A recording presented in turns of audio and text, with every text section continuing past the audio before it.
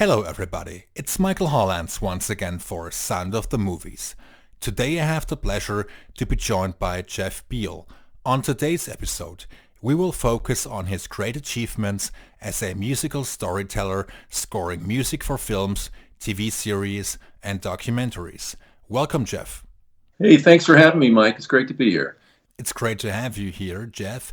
And as I understand, you started trumpet studies in the third grade. You wrote a composition for the Oakland Youth Symphony Orchestra later on. And please tell me about those early days and how your love for music kept growing. Yeah, I think like a lot of musicians, it did begin at a very early age. I remember when I was playing trumpet, when I got into middle school, I started playing in the jazz band. And around that same time, my grandmother, who was a really artistic and musical gal, she started going into her little collection of vinyls, and she pulled out records and would give them to me. And the very first record she gave me was Gil Evans' Miles Davis Sketches of Spain. And that whole recording just kind of blew my mind. Just the orchestration, the use of the orchestration, obviously Miles' trumpet playing. And really, it really unlocked a lot of things for me, which sort of came to fruition in that piece I wrote for the Oakland Youth Symphony. I was always, I loved classical music, I loved storytelling, but I always liked this idea of finding places where jazz and classical music can maybe intersect, or you can maybe sort of combine the two idioms. Probably because they're, the ones that I'm most close to, but also because I feel like that was just sort of a natural evolution of all of the forms of music that were really fascinating me at a very young age. And ironically, in some ways that hasn't really changed. It's still jazz is still a big part of my vocabulary, this idea of improvising, but also with a sense of sort of that sort of beautiful literate expression that you can only get from sort of classical music. You oftentimes merge improvisation with classical elements. Do you just let it flow, or do you tend to listen to some music at first, which then leads to you improvising on the piano or on a different instrument? Yeah, I mean, obviously right now, obviously being a composer, a lot of the improvisation happens, when I'm working, like all composers. And, I tend to be a process person. I'm not the kind of composer where an idea will like come to, I'll start singing in the shower. I kind of find it as I'm doing it, and it's really just sort of an interesting kind of journey of trying to deal with your conscious versus your subconscious mind, I think, a lot. And when I'm writing, trying to turn off the sort of inner critic or sort of the noise that might be around you, and just sort of focus on whatever it is you're trying to accomplish. Writing for film is such a gift because always, obviously, you have a context, you have a dramatic and a narrative context through which to sort of try to channel your voice. And Jeff, please tell me a bit about your versatile concert work. As I understand, you have written 35 concerts, which is impressive. And how and when do you map out a new project? Yeah, I did quite a bit of this earlier in my career, and then the last 5 or 6 years I've been doing a lot more. And this is something that's really special to me. I think because I did come from performance background. I love writing for the concert stage. I also love the sense that concert pieces sort of, unlike a film, they sort of have the whole narrative responsibility. Obviously, they're telling the whole story. I love collaboration.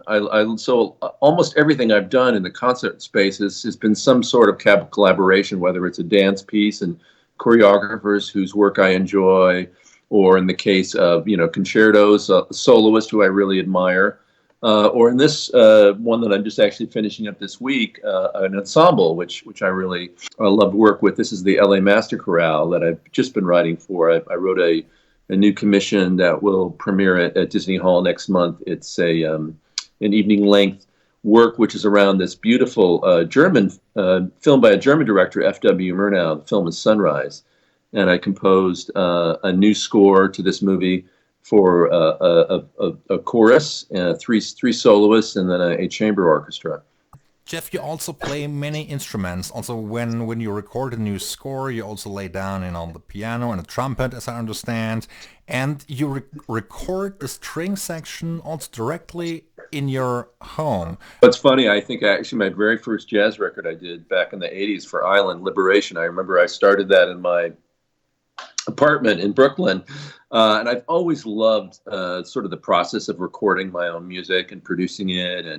And of course, earlier in a career, that's often a function of economics. As the career evolved, I realized that it was still just something I really enjoyed. I love that sort of hands-on approach. I love the sort of ease with which I can sort of just walk into the next room and have a string orchestra and just sort of have it all in the same environment. It just creates a really nice workflow for me. Everybody works differently. I think that's one of the beauties of sort of the way things have gone with technology. So every composer probably has their own special way of producing. And I've just found that this method has sort of I think it really suits my personality. I look at the sound of a score as sort of like a painting. And for me, the creative process of sort of recording and mixing and producing, all that, it's a little extra work, but I feel like I'm able to sort of maybe express something about the sound that would be hard to do if I was just always going out to outside studios. It would be a different sort of a process for me. And Jeff, before we talk about TV series and other movies you've scored, I was going to ask you about your work on Pollock, which was directed by Ed Harris, and he also starred in the picture. And how did you and Ed Harris work together, and what exactly did this film mean to you?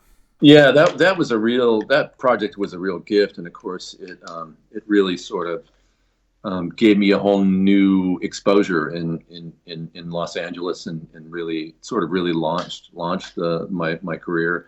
I've loved painting my whole life. Very early in our marriage, my wife and I, on a lot of vacations, we just love to go to art galleries. Still is one of our most favorite things to do. I get a lot of inspiration from painters.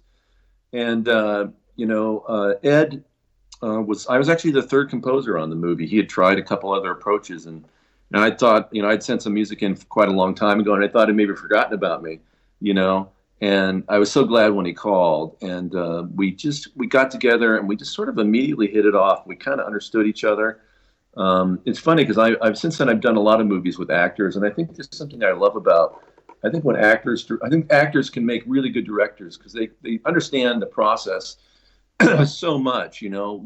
What's involved, what the creative process is like, and in the case of Ed in this movie, I mean, this was something that he just completely thrown himself into. In terms of the character, in terms of the story, and so something that was really special to him. I think that I knew, although we didn't know, how the film was going to be received or how far it would go. I had this sense that, wow, this is going to something I'm going to remember for a long time, and it is. Here I am, almost about 20 years later, still talking about it.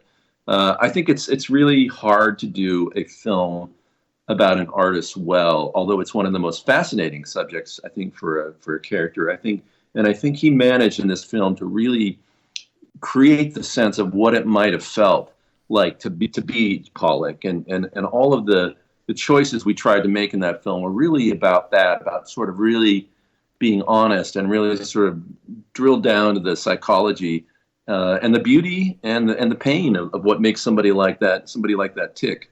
And speaking of actors who also directed, you had worked with Al Pacino. I think it was 10 years ago when you worked on Wilde Salomé. Is that right? Yes.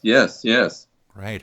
And what exactly did Al Pacino bring to the table? I mean, he's such an experienced and tremendous actor, and it must have been quite the experience of watching him direct and working with him. Yeah, I love this process, and it was a longer process because it was a documentary. I started working on the film.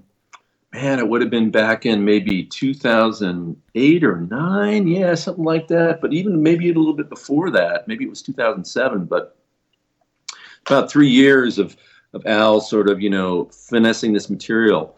It was fascinating. It was also a wonderful film in terms of the chronology of Jessica Chastain, although I think it came out after a few of her breakthrough movies. It was actually the first film that she'd ever shot. Al sort of discovered her, as a young actor, and she was in this play, Salomé with Al here in Los Angeles. And, again, it was not unlike Ed in the sense that here was a passion project and a great actor, a really iconic artist, and I felt a certain responsibility to sort of really go down that road with him, explore the journey of what he was trying to do. And in this case, it was beautiful because not only is the play itself riveting, but also, the film goes into Oscar Wilde's story and his whole journey as a homosexual in a time when it was very frowned upon by society, and in Wilde's case, really caused this really tragic imprisonment and eventually his death. So there's layers of meaning of the way in which the play sort of rhymed with Oscar Wilde, and I think the way that Al, having a kinship with Wilde and loving him as an artist, it was really a special project. It's kind of funny in the chronology too, because I've been doing a lot of documentaries the last 5 or 6 years, and really this was one of the first ones I think that I'd done. And it sort of launched a whole new chapter in my creative life, which was this wonderful world of documentaries. Great. Thank you very much for sharing this information with me and our audience. And now, Jeff, I would love to talk a little bit about your fantastic work on TV and also the main titles which you wrote for, like Monk, Rome, House of Cards, not being prime examples. And if you had to verbalize as to what is essential when writing a main title, how would you describe that process?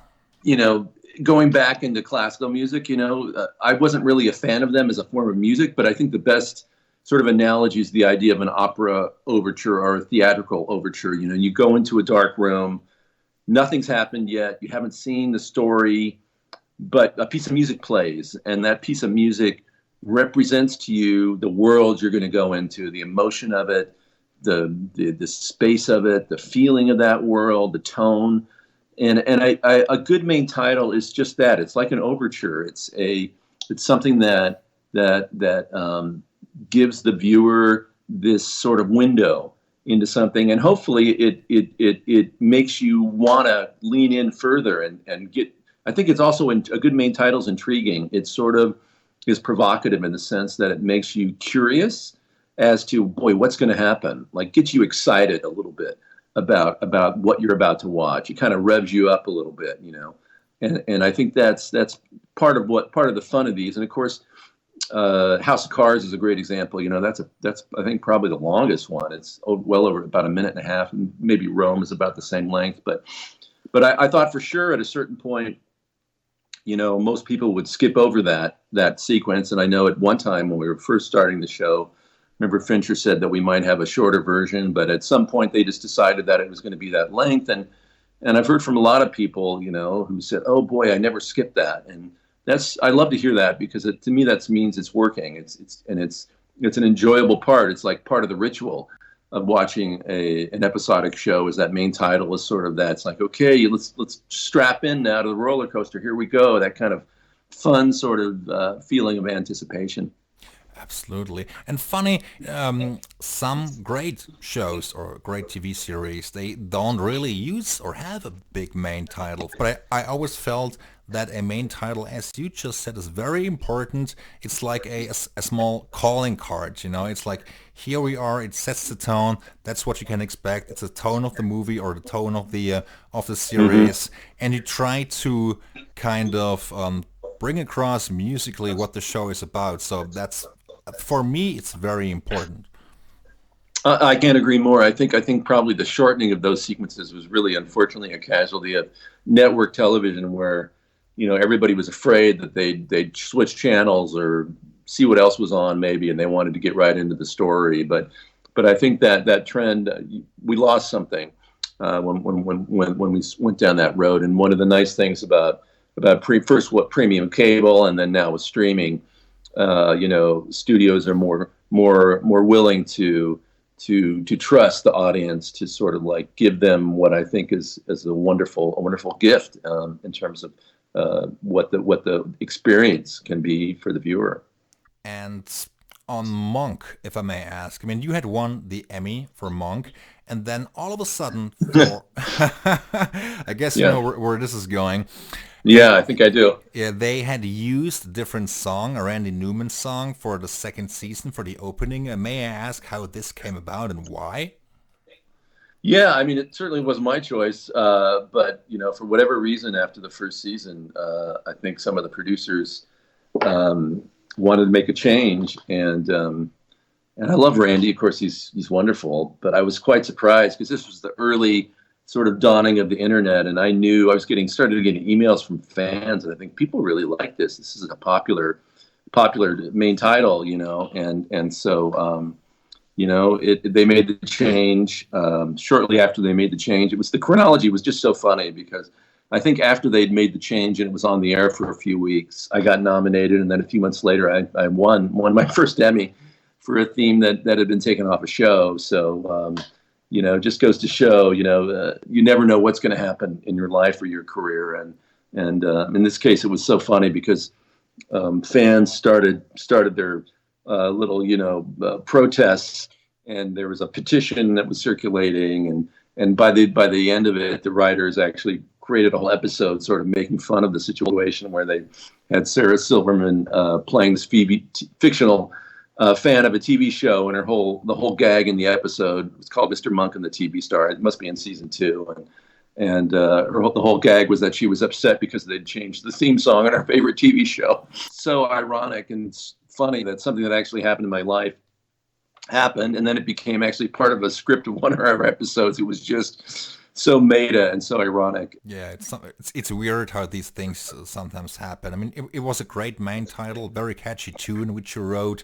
So I guess you sometimes have to wonder why certain producers or directors change their minds and how these things happen. But I guess it's just... Well, I think it's all subjective. I think that's part of the reason. Music is a completely subjective art form, and you can write something that you just think is, wow, this is the best thing since sliced bread, but you play for somebody and they're going to have their own reaction to it. So I think part of the dance of sort of being a film composer is being willing, sort of having thick skin, being willing to listen to people's reactions, and when they have another idea or another way, don't see that as sort of a failure, but just like, okay, let's see what else we can create. Let's try something new here, Jeff, you've been involved in some great productions dealing with the world of politics, House of Cards, and also Oliver Stone's The Poutine Interviews.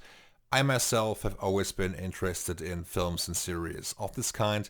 What do you find especially appealing when it comes to this subject matter, political issues and statements? Yeah, I do think they often make for really good stories because there is a lot of real life drama in a lot of these things.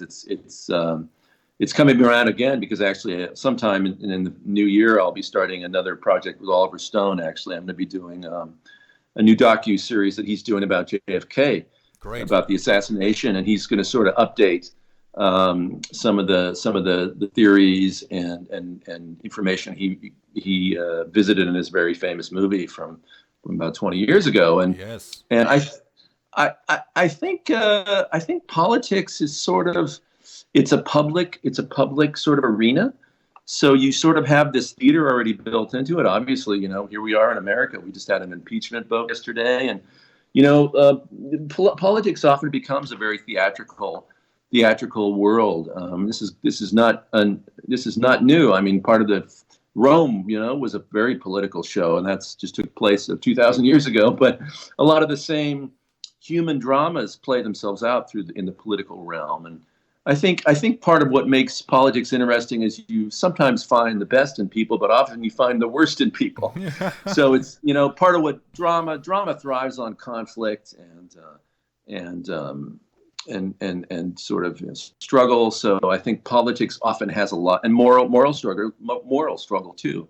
Yeah. We just watched a screener of a really good movie called The Report, and that was a good example of sometimes a moral struggle can make for a really good movie.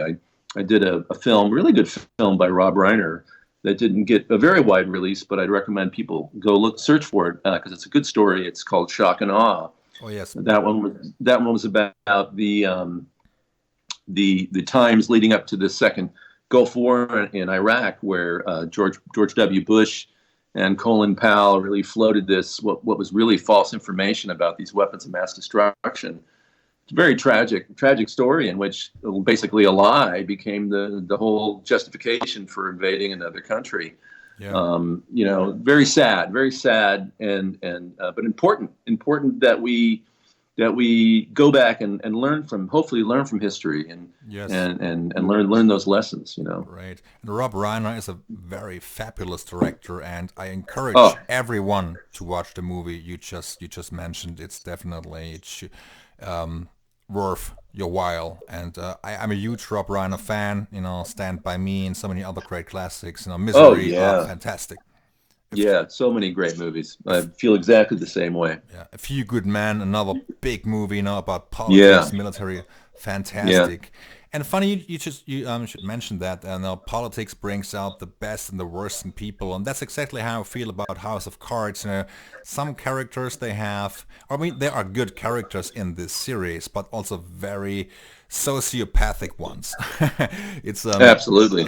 Yeah. it's like the textbook example of sociopaths, and I think it's one of the best series ever produced for television. And please tell me a bit about your work on this marvelous show and how you scored the characters and how your music evolved from season to season. Like all things, it starts with the story. It starts with the acting, and it also starts with the filmmaker. So I had a lot of. This is sort of like a dream team of talent, between Fincher, Kevin Spacey, Robin Wright, Beau Willimon. So just going in, the world that they were creating was fascinating to me.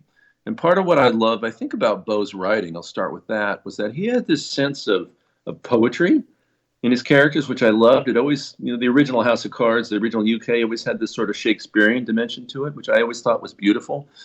But Beau also had this side of him that was very fascinating. He always, no matter how dark the character was, there was a beautiful sense of complexity in these characters, and also a sense of humanity, I think, in the way he approached it. It'd be very easy to sort of turn this into a Machiavellian cartoon, but really it was more interesting than that, in the sense that I don't think any of the characters in the show were consciously being evil. They were just kind of being who they were, Yeah. which is kind of disturbing. But that was like their true nature. So and even the worst characters would occasionally have like all people would have glimpses of humanity in them, or even empathetic qualities in their personalities, in some way in which I don't know if you'd like them, but you'd want to watch them. You'd want to follow them. I mean, obviously Frank Underwood's a great example of that, where just the real villain of the show, but also what a fascinating performance, what a fascinating character, Claire Underwood. I think one of my favorite characters, the whole series, all through the seasons, was definitely Doug Stamper, played by Michael Kelly. Yes. He sort of embodied, I think, that duality in probably the best possible ways. I mean, he was certainly one of the most devious people, but he was also one of the most tragic and beautiful characters, in the sense that he always had this ache about him. I think his alcoholism, the fact that he battled this struggle with addiction, and he was trying so hard. You were always kind of trying to root for him in some way, and his tragic love affair with Rachel, played by Rachel Brosnahan. So I think those layers of that really made it fascinating and meaningful, and certainly a great canvas for music. And it's just spoiled rotten by that show. It's really, I love every project I do, but when I look on the 6 years I got to write for those characters, and it's like, wow, just Yes. that's a bucket list. That's a bucket list right there. Getting to do that, Yeah, it's fantastic. I've watched every season at least 2 times. I'm a huge, Wow. I'm a huge fan, but I was a little disappointed when the whole Kevin Spacey scandal kind of surfaced, and they had to go without him. And I believe they did the best they could without Kevin Spacey, but I was still a little disappointed because the season's finale, that was just a letdown for me personally. Yeah, no, I think that's a good point. I mean, the only thing that good about what happened was where the story left off before that whole thing happened was we were sort of Claire's character was already sort of on the ascent, so that worked. But yeah, dramatically, it was very tricky. It was definitely a problem I think we all dealt with musically and dramatically in the sense that even though he's not on screen, the presence of Frank Underwood is a huge presence, an important presence on the show. So trying to sort of keep that alive in some way through music and sound was one of the things I tried to do in the final season. House of Cards has a life of its own, basically. And you even wrote the House of Cards Symphony, which is another great achievement. You can be very proud of that. It's a fantastic album. And were you inspired by the characters of the show or by the goings on and the events depicted in this show? What is the symphony based on? Yeah, this whole project sort of came out of the live concert idea, which the House of the Cards Symphony really became the sort of symphonic orchestra version, my sort of distillation of my favorite music from 5 seasons worth of shows, and sort of reimagining it for the concert hall. Film music, it can exist in one context under dialogue, but I because I was so proud of this particular work, I felt like that it could have a life, and it did have a life in the concert hall. And I think the very first premiere of the full length House of Cards in concert was at the Kennedy Center, in Washington D.C. with the National Symphony. So man, what a thrill, to conduct that concert. And we did it all over the world. Did it in Europe and in Israel and in the States, and so concert hall is a much different setting than obviously an intimate sort of drama. So this idea of sort of taking the bones of the music, but sort of expanding on it, having a little more time where a scene might just end in a certain amount of time, having time to sort of feel free to sort of like really develop the music. Part of the way I tried to organize it was sort of according to themes or ideas, as opposed to trying to track 5 seasons worth of story. So I really sort of focused on what I thought were the essential elements of the story and sort of create movements that represented the musical world of those particular places in the show. Jeff, now I would love to talk about The Biggest Little Farm, one of your most recent projects, which also has gotten quite the attention, and you had also won an award for it, for instance, the Hollywood Music and Media Award. And it's a fantastic documentary which has a great narrative, fantastic cinematography, and of course your beautiful score. And what was your first impression when you saw this wonderful film? Yeah, before I saw it, I wasn't sure how I was going to feel, because on paper, the idea of it didn't seem like a compelling film to me, in all honesty. And then I watched and I was like, wow, this is beautiful. And I think 2 things really struck me. One was, like you said, John Chester, his cinematography for this film was just so beautiful. I mean, there's some sequences in here which just play like, high-end, almost planet Earth type, just beautiful shots of nature.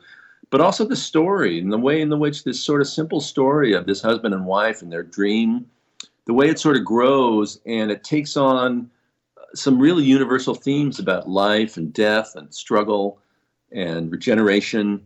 The way in which it felt universal to me, and I felt like something that begins very personal, sort of has a sense that really speaks to us emotionally. I was really, really happy to see the success that the film has had around the world, and I think it's been out. We just released in the UK theatrical, and I know it's been out in Germany in theaters and probably on demand now. But to see the response around the world has been really, really wonderful. I think there's a bit of a hunger right now for things that are hopeful in the world. It seems like a dark time politically and even economically. Yes. And so I think the idea of something that really reminds us of hope is really beautiful. I think it's also a very, I think it is a political movie, but in a very subversive way. I think it's very much a movie about climate and about our relationship with the earth. But it's not full of, statistics or scary.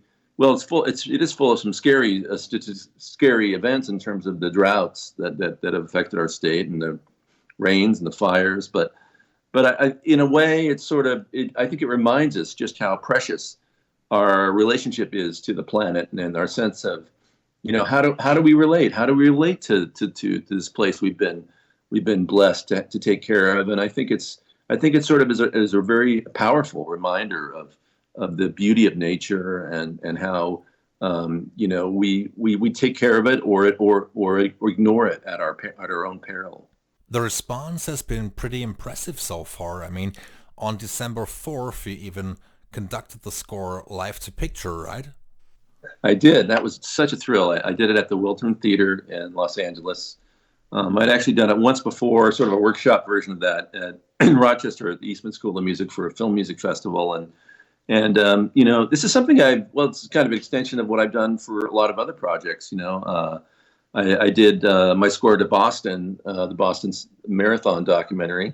We premiered that in Boston with the Boston Pops Esplanade. So I think it's an example of the fact that I think documentary films as a genre have really sort of come into their own cinematically, and we're seeing them as real viable cinematic experiences. So this idea of, and it worked beautifully as a concert. It's a very intimate film, but the music is very, very lyrical and fun to listen to and watch with an orchestra. So that was a really beautiful, beautiful experience. Did you at times also visit director John Chester and his wife Molly on the set to get an idea of the full scope of the production? I wish I would have. I came into the project relatively late, but of course, after we made it, I went to the farm and just it was so fun. It was almost like everything seemed so magical to me because I'd seen it in the movie. The fruit basket orchard and the owl houses, and of course Emma the pig and all these beautiful things. But I remember when John and I first started working. The very first time he came to my house for a meeting, and I played him some cues, and we had a wonderful conversation about what was working and what wasn't and all that kind of stuff. And he was getting ready to go. And he goes to his car and he goes, "Oh, I forgot something." He runs to his truck and he brings me back this basket full of stuff from the farm. And it was some of those eggs, which I love eggs. And those are some of the best eggs I've ever had in my life. So, even though I hadn't been there yet, I felt like I had a tactile sense of like, oh yeah, this is what this is about, this delicious food, Again, the way we eat, the way we deliver food in a modern economy is so far removed from its origins. So this idea of farmers markets, and this is something that's been more a part of European life. I think, a lot of European cities, big and small, have these markets, which is always a wonderful thing, and people will come in, and they're gaining popularity in America too. This idea of really kind of farm to table, the idea of sort of sourcing the food locally from the people that grow it. Of course, it's something that great chefs always know how to do as well. So it's just sort of a beautiful sort of connection, sort of an answer maybe to the more modern, impersonal world in the way that we sort of get our sustenance maybe. The documentary also, besides presenting the audience with a wonderful story, I mean, great images, it also has a very touching, it contains some touching sequences, and also with the pig. I think Emma is its name. Yes, Emma the pig, yeah. Right. How did you find the proper themes, and how did you try to underscore the emotional scenes? How did you try to get the audience inside the picture? Yeah, I think animals actually make wonderful characters in movies. We automatically sort of project our humanity onto these creatures, and I thought a lot about Blackfish. Was actually a movie that I'd done 5 or 6 years ago. When in that case it was orcas, and I think part of the key with these stories is any creature that's living. You have, when you see them in in a crisis situation, for example, with Emma, like that's a life or death situation. That's a mother and her children. So that's a very universal emotional thing that we all understand.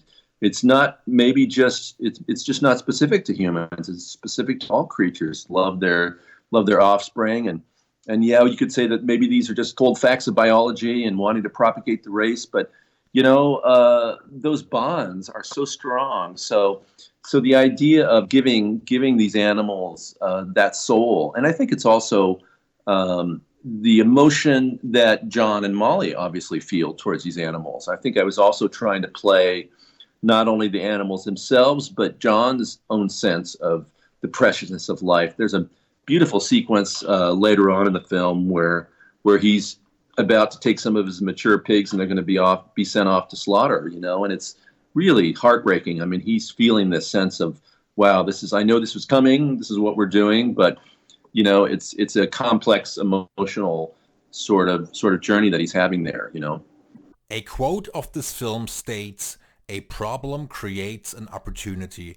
Did you face some issues on this documentary while scoring it, an issue which ultimately led to a bigger opportunity, as in, I don't know yet how to score this, but it created an opportunity to deliver an even better result? Well, I think one example in this film might be, towards the end of the film, the very last 5 or 6 minutes of the film was originally going to be a song, actually. And there is a song in the credits, but even though that sort of big last sequence, and so we had sort of tabled that and set that off. And I said, because I was hired second on the film, so we had a little less time than I would have had. And so I was sort of cramming, and I said, well, hopefully I'll have time to get to that, And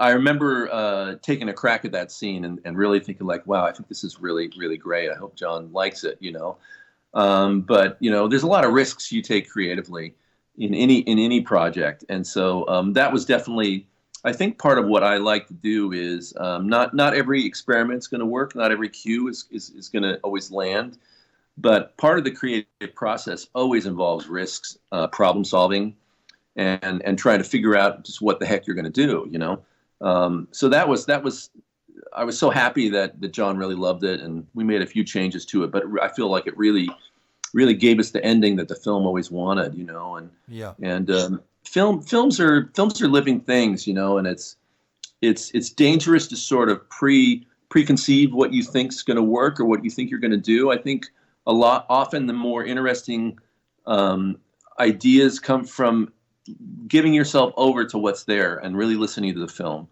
One of the most beautiful scenes, a real triumphant scene, is this sort of payoff on the whole regeneration theme, where we bring back Alan and he's passed, but we're talking about these things, and we see the hawk coming and killing the birds that are preying on or the owl, preying on the birds that are eating the berries, and the snakes eating the gophers, and it's really sort of, the film sort of like even became, I was surprised with what I wrote there, because it's much more sort of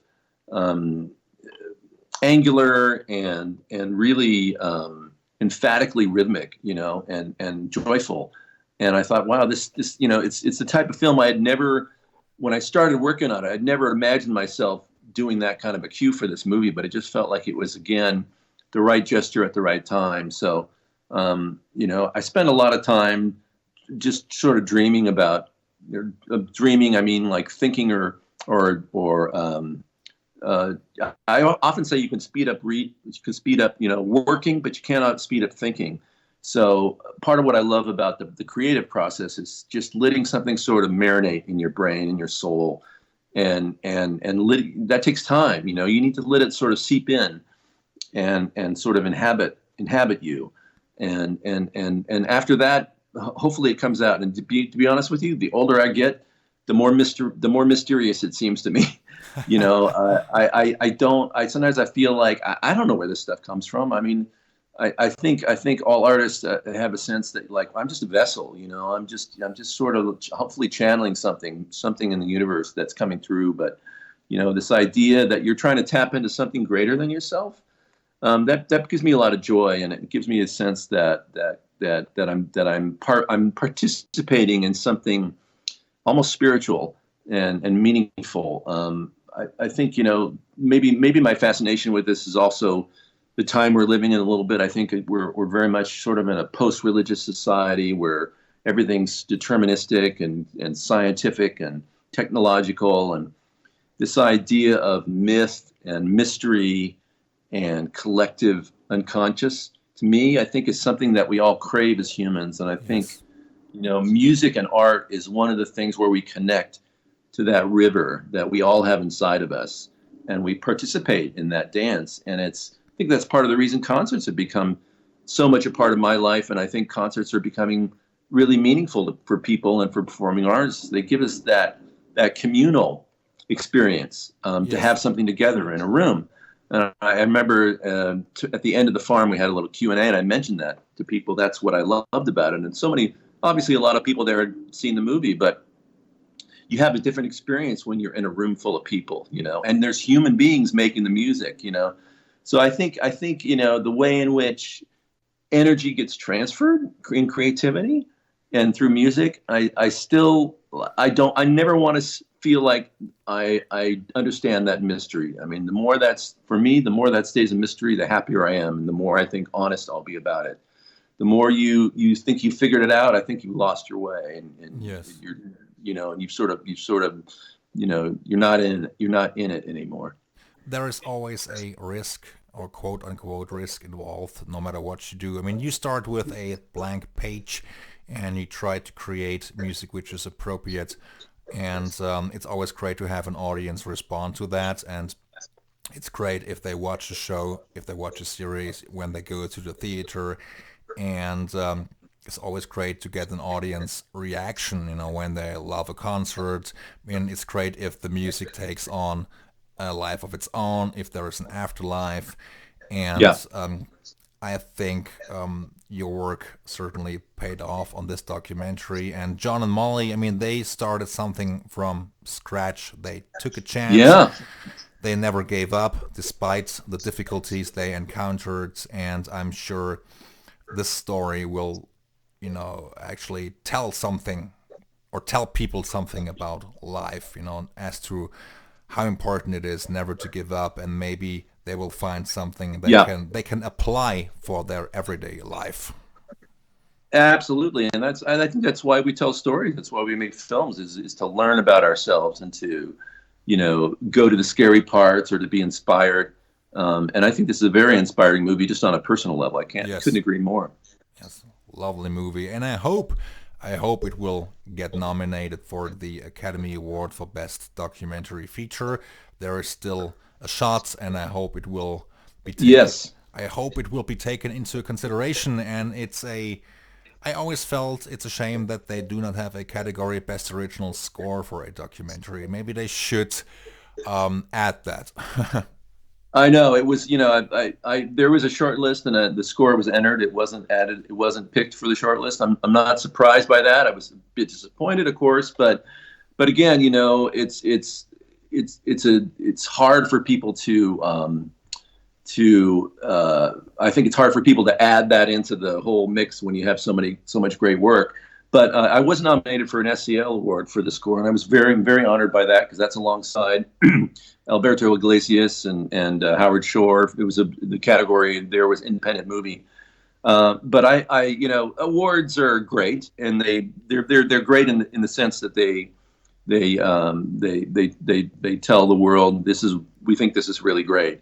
And so for the film to make the short list, I was really happy, and I would certainly love to see them get a nomination. But regardless of what happens to that, I feel like we've already won, because the film has gone out into the world and had this effect on people. And really, that, in the end of the day, that's even more than awards. That's what people remember, is the work and how it made them feel.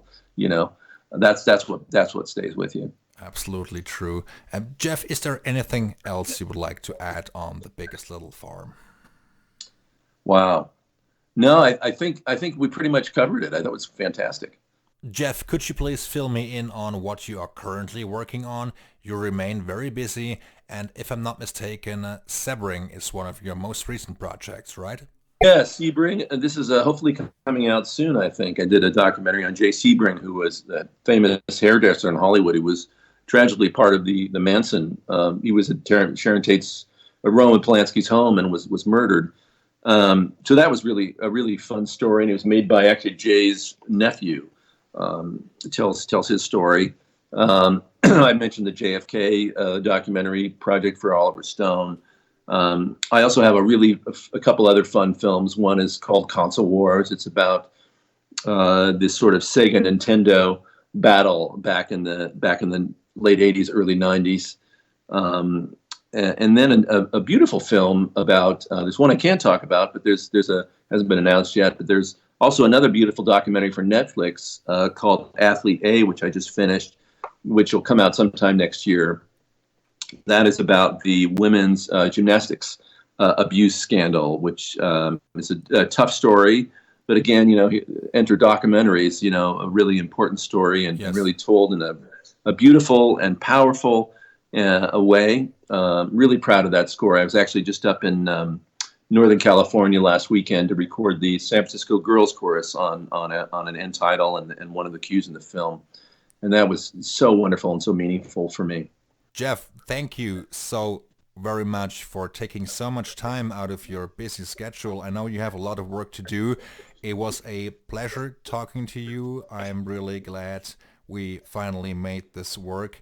Let's talk soon. Thank you very much. Goodbye. Okay. Thank you. Bye.